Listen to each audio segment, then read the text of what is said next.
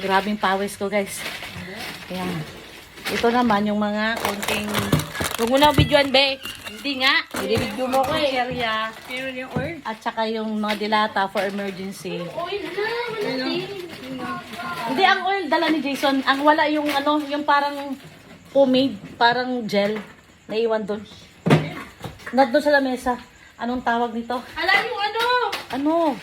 Kari-kari nasa likod ng kotse. Yung apo ko, guys. Zia! Oh. Yung ulam, nasa likod na ng kotse, pakikuha. Hindi niya alam pa ko. Anong tawag nito?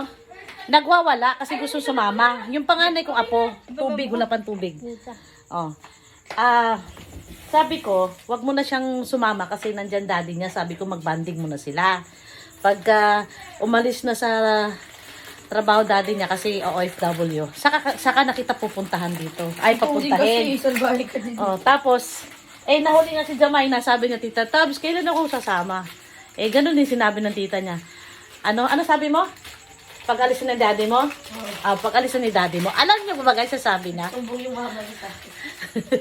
Ang sabi ng apo ko, Dad, umalis ka na nga, Dad. Buti na lang itong tatay, hindi nagtatampo. Siyempre, alam niya namang bata. Tumawa lang. Pinapaakit na niya yung tatay niya, pinapaalis na niya para lang makasama dito sa kainta. May playground kasi. Gusto kasi nila dito guys kasi bukod sa malaki ang bahay namin dito. Ayan. Uy, pamit mo lang. Ayan.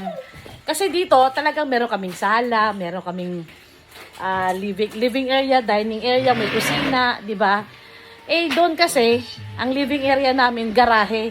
At saka may ano dito, may park. Nakakapagpasyal sila dito ng park. Tapos malaki din ang lugar dito, pwede mag-walking-walking. Kaya gustong-gusto nila pumunta rito.